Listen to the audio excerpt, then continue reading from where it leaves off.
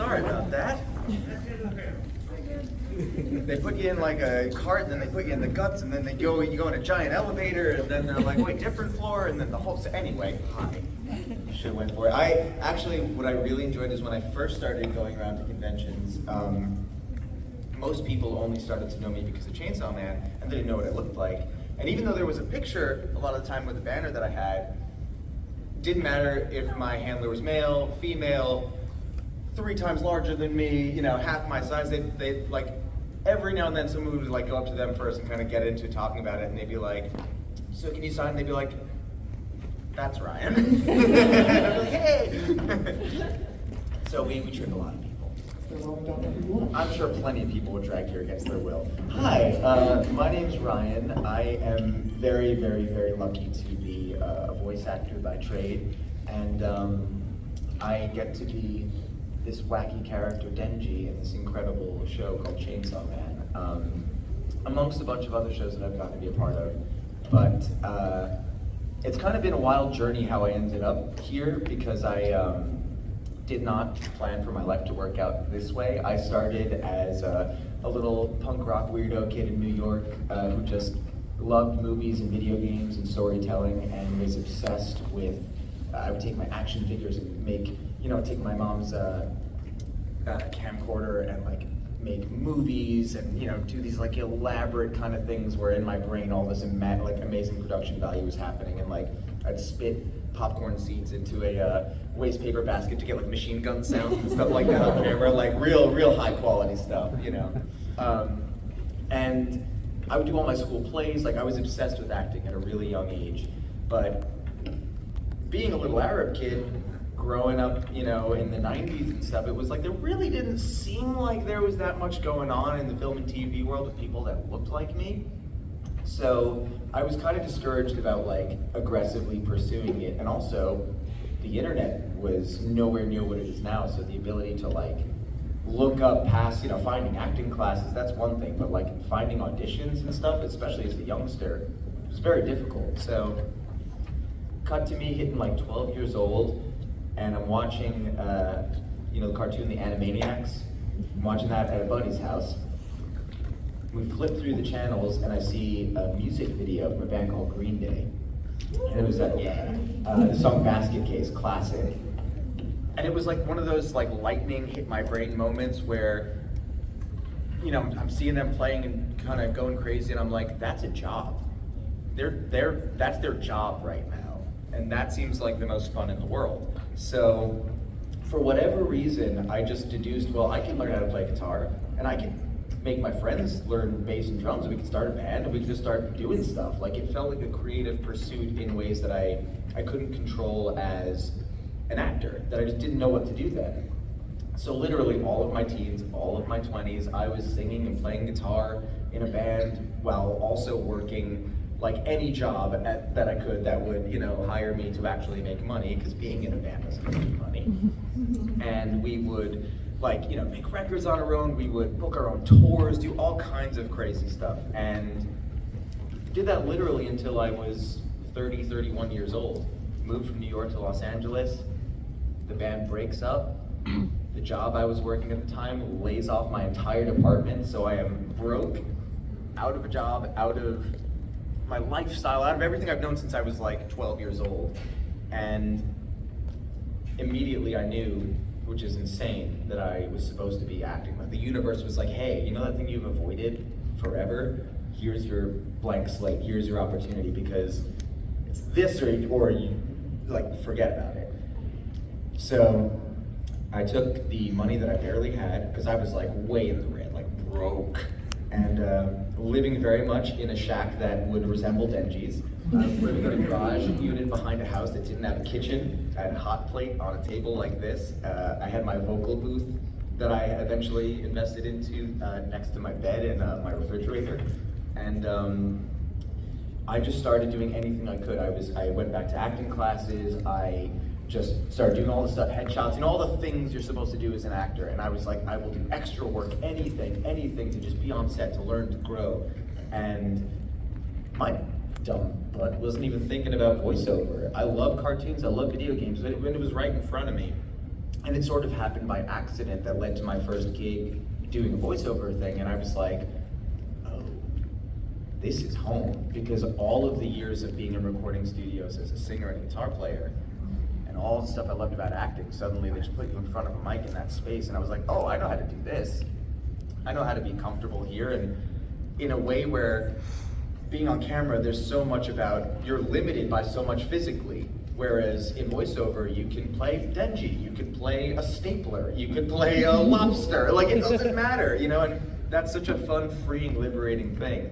So I like hunkered down, I made a voice demo, I started reaching out to studios, and little by little they started hiring me, and that's how I started working.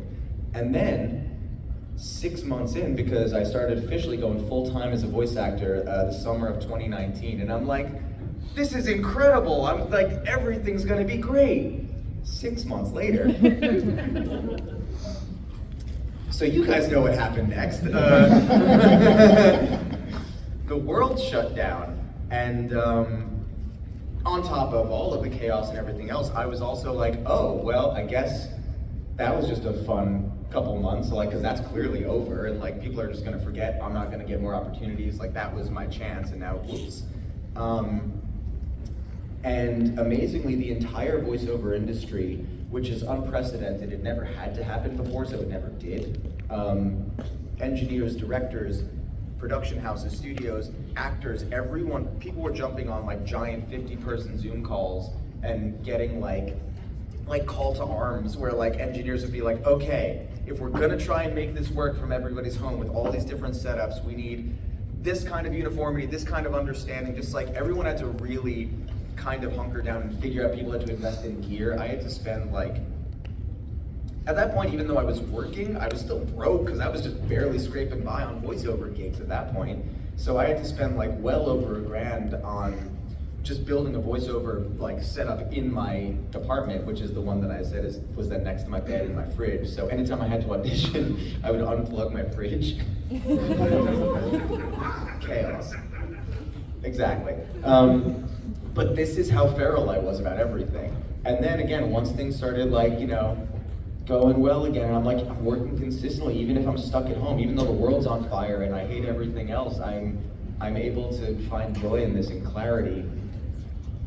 Then my apartment floods.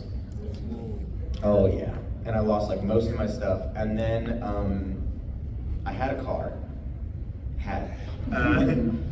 A drunk driver destroyed it while it was parked one night. I wasn't in it, thankfully. Everyone was okay, but like he decimated it. So like within 2 days, my apartment and my car were completely rocked. And like, instead of doing the rational thing and letting that like, be like, well, I should just like move in with a friend or move back home or whatever. That same night that my place flooded, I had wet vacked it all out, and I was sleeping on a cot with like a bunch of fans blowing at the walls so they wouldn't rot out. And I was like, Los Angeles, man. You think you could show me what's up? I'll show you what's up. And, you know, doing my thing. And, you know, the world's getting crazier and crazier. But I'm persevering. I rebuilt what I need to, and I'm still working. But I'm getting more and more bummed out. And one day, I see this manga cover. I'm like, that's kind of wacky looking. And at the time, I couldn't even enjoy reading or watching movies anymore because it was just so hard to enjoy anything, you know? Surviving.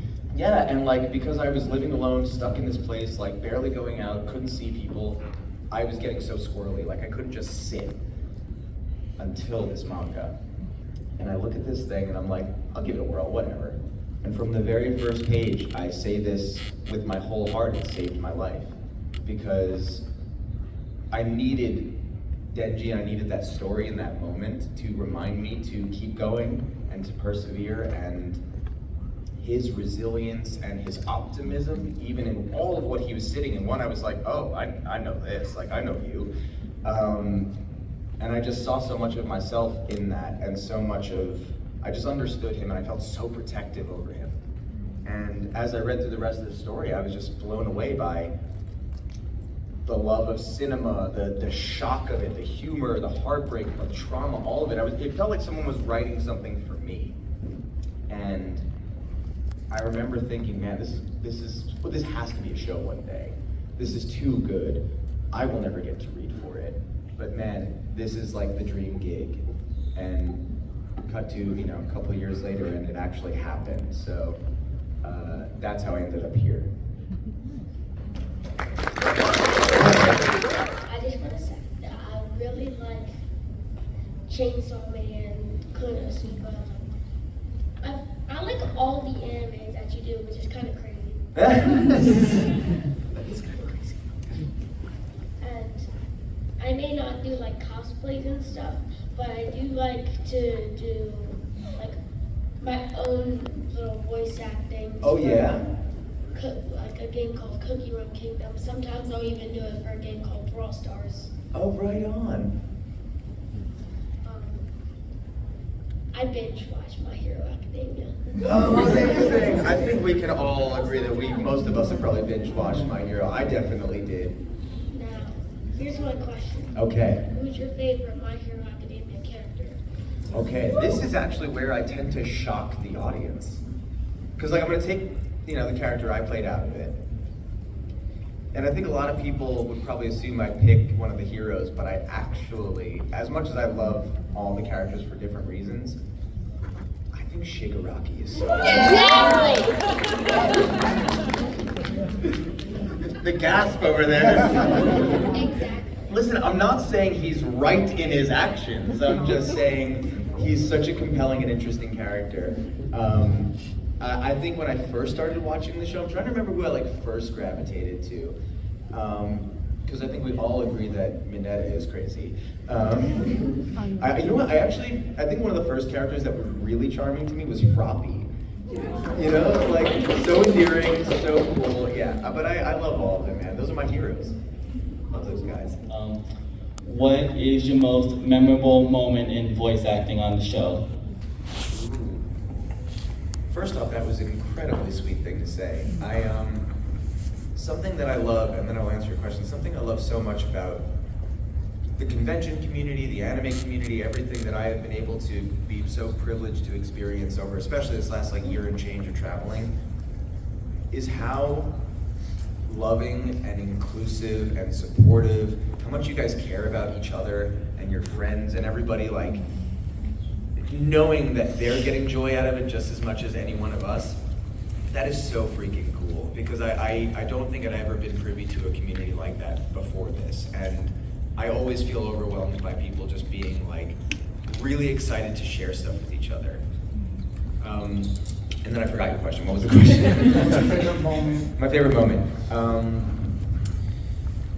I think recording the first episode of Chainsaw, particularly because it was so much just it's like a mini movie just for Denji, and me and Mike, our director, who's been like a brother to me, getting to just spend that time with him to really make sure we were doing it right, and just sitting in that space, and also for me just being such a big fan of it, seeing the animation for the first time, before you guys were gonna get to see it, being they're doing it, oh my god, it looks this good.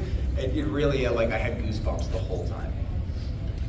And the first transformation, I lost my mind. That was really cathartic for me.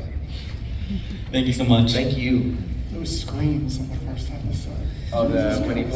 You know what's funny? I will say a little story about the screams in the first episode, particularly his. It's weird to call it because it's more like his birthing scene than his death scene when they hack him up. But I remember we did that moment, and when we were recording it, it's horrible. It's so traumatic. This is, especially at that point, he has no powers or abilities or anything. He's just a 16-year-old boy getting stabbed to death by a bunch of zombies, and that's horrifying and brutal, and I could only imagine, on top of incredibly painful, how scared he was. And so I thought, oh man, he needs to be, you need to feel the panic and the fear and the everything. I didn't even get to experience anything, and it's already gone in his voice.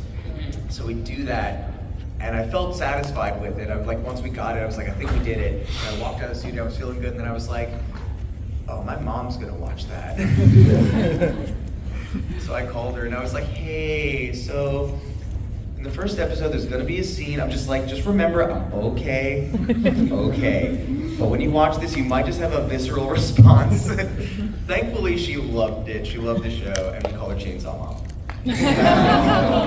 I just want to ask you about the fight scenes because you were about Katan, man. Mhm. What is your fate? I mean, not your fate. What is your scene like? What is your scene in a couple minutes of fighting? Like, what is it like to record a fight? Yeah. What is your recorded like the scene of fight scenes? It's, I mean, at least for me, it's very physical. It's an interesting kind of trick with voiceover because, you know, when you have a microphone, It's like telephone devil.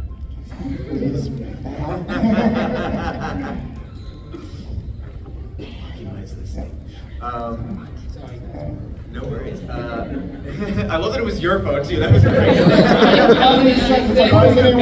Because it's his. Couldn't have been I almost perfect. forgot it, but it's been. No, that was perfect. Recording fight scenes is really interesting because, you know, you have to, as much as you have to be really physical, because for me, like, I'm sure I could just yell at the mic and all that stuff, but like, if I'm throwing a punch in the show, I need to throw a punch in order for you to feel like I'm throwing a punch. You know, I don't want it to just sound, I want you to feel like I'm doing it. And the trick to that is, the mic is here, I can't be like, ah, you know, like I have to, this still has to kind of work, you know, but there is a certain level of physicality that you can use. So like, I will try and keep myself stationary. I take off all of the jingly things that I wear, and I am usually, by the end of one of those sessions, like sweating like a psychopath because I am just swinging my arm. Like I just imagine I got the chainsaws on, like, and I am just doing all of that stuff, thrashing around, screaming like a lunatic, tongue out, you know. It's, because I gotta go full feral on it. And a lot of it is also like, it's very precise, you know, because you watch a scene like, when they're fighting on the rooftop, you know, in the 12th episode, and it's like, there's lines and all these things, like a lot of that, you know, you preview a scene before you record it, whether it's dialogue, this, that, or whatever, but with the fight scenes, what we'll do is I'll tend to ask to preview it like 2 or 3 times, just where I just watch it, and I'm just dialing in the physicality, the energy, how big or small certain moments are, if there's 2 swipes or 3 swipes there and then a thing there, like what the different physical movements are, and I will really just do my best to internalize and memorize as much as possible. And sometimes then it's also, what I will do is, we call it chasing, which is I will literally just watch the screen and respond to what I'm seeing happening. So like a lot of it is like really just trying to match the physicality as much as possible to make it feel like it's really in that space. And it's so much fun. Wow, really? Thank you. I hope you and Power are being friends. Oh yeah. Yeah. You know, look, she clogs the toilet every now and then, and you know, there's problems there, but she's cool otherwise. Thank you. So my question is, if Denji swapped worlds with any other character you voice, what would that be like? I would love to see Denji swap, like as in like would he end up in the body of another, like his personality? No, if he ended up in another world. And full on, okay. Like full on another world, what would that be I like? would put him, I got to work on a show called Moriarty the Patriot, Oh. where I got to play John Watson. So it's like a full-on Sherlock Holmes kind of story set in Victorian London. Oh, wow. I would love to see Denji end up in Victorian London. Yeah, I can imagine that. He'd go to town on the meat pies, but then he would probably be in jail for like multiple things that he wouldn't even realize he's done wrong within 10 minutes. Oh, go on. So you are familiar with the source material, and how do you think that enhances your like acting for Denji? Like how much input would you say you get in the script? Are you ever like, I think you would say this a different way, I think you would say it like this, as I know you said you're very protective of the character. Yeah, I mean, we're very, very, very lucky that in general with the production on this show, from Mike, our director, Jessica, our ADR screenwriter, everybody in the cast, like everybody cares so much about it that for the most part, like I go in as prepared as possible. I can bring the manga in with me. I'll reread chapters the night before, all that kind of stuff. But so much is already there that like I'm always ready to be like, do I have to fix it, or like, or come in or suggest? But like, I've only done it once, and it was literally the first episode. We'll play around with certain things and ideas and stuff like that, but it's always about, does it fit? I mean, one, it's also, we know the timeline, it's set in the late 90s, so it's like, does it fit the time period? Does it fit the energy of the characters? Like, if we're going to improvise or something like that. But the only time that I actually suggested a line change that we put in was the very end of the first episode, when he falls into Makima's arms, and he says, will you please hold me? And originally in the screenplay, it was a different line. I don't remember exactly what it was. Effectively the same idea, but different wording. And those words are very particular for a reason in the manga. And I remember like telling Mike in the session, I was like, okay, so like we don't have to get into it, but like 11 books from now, and he's like, I trust you. He's like, I know you got this. So like we had to like rephrase the sentence a little bit to make it fit the flaps, because that's the other thing is like, there may be a line in the book that I'm like, I can't wait to say this line, and then when they animate it, the flaps might be different where we have to change it up a little bit anyway. But I always try and make sure that like the core of the importance of the line is there, you know, if it isn't already. But I mean, like lines like you put the dick in predictable and stuff, that was there, and I'm like, Shakespeare, you know. But you know, I think like a lot of the time with our job, the way that it works is you're so conditioned to either not knowing what you're working on at all sometimes. Even if you audition for stuff, you could be auditioning for something and you're like, that's what I read for, like when you book the thing, because they put it under fake titles and all kinds of stuff. So a lot of the time as voice actors, we are conditioned to like, you do all the acting training, you do all the stuff so that when you get into the booth, in the first 5 minutes of the session, when they explain who you're playing, what your intentions are, where you fit in the story, and what you're doing in that very first moment that you're having, they're like, and go, and now put all of that into the thing. We're trained to do that, like razor sharp, and be able to lock that in. But the luxury of being able to really sit with a story and know the nuances absolutely makes it, to me, more like, I feel more fulfilled as an actor because I feel I can make more choices even within the nuance and stuff like that. And I just want to be able to give, because even if it's a show that I may not know very well, someone else does and cares about it, and I want to be able to give to everything in that same way. So I like to prepare as much as I can, if possible. Thanks so much, man. Thank you. Hey Ryan, how are you? I actually just two more on the others, quick questions. Yeah. I'm a firm fan. I prefer dub over sub because I think it allows for more comedic sides about it and I can understand it more. Mm-hmm. And I think Chainsaw Man, the dub, and the Brewlock dub is just people are saying like these funny things about it and the lines. I'm not sure if they improvise, and I'm just like, see, I've been telling you it's funny. So, like, you guys give it a shot. So one, what was the inspiration behind the line when you said yees, not yes, yees, to wanted to sleep with Miss Makima? I still can't believe how much that moment has become a thing. It's kind of incredible. It really is. Because, one, that is partially how me, Mike, and Sarah just talk to each other. We just sound like little gremlins. And two, it was like, again, like I said, our ADR screenwriter, Jessica, like, she's amazing. Like, she was so on it with the dialogue that, like, I couldn't come up with something like you put the dick in predictable, but she did. But the yeast was one of those things where we had this little tiny moment, and he's got such that look on his face, the lean, like there's just a physicality to it. And we were like, sure, we can just have a response here, but also like there's a moment here to have. And it was genuinely, I didn't think any of you guys were gonna even catch it. Like it was purely just me and Mike. The amount of people that I have met who are like, I say that all the time, or we say that to each other, or I have a buddy, one of my closest friends, who was in my band with me. He doesn't watch anime or anything like that. He's kind of like out of the loop of things, but he's watched all of Chainsaw Man now, and he watched it recently. And he was like, we get to that scene because I was watching that episode with him, and he paused it and he goes, so is that like a thing your guy says a lot? And I was like, no, it's just the once. Why? And he goes, you gotta be kidding me. I was playing tennis the other day. And he's like, this dude, like, we're talking about, because he works in like film and stuff, and they started talking about things, and he brought up that I do the show, and the guy apparently was a big fan of the show, and he's like, me and my wife say yeast to each other all the time. And he's like, I thought it was like a thing that your character does. I was like, literally just a fraction of a second in this show. But it was just literally like, I was like, can I make Mike laugh? And we got that giggle out of him, he cackled on the other end, and we were like, cool, no one will notice that. And then TikTok. Everybody noticed. And my last question, so how long would it take you in real life to pay off Denji's debt? I'd probably also be missing a few vital I'd just be on the lam, dude. Screw that.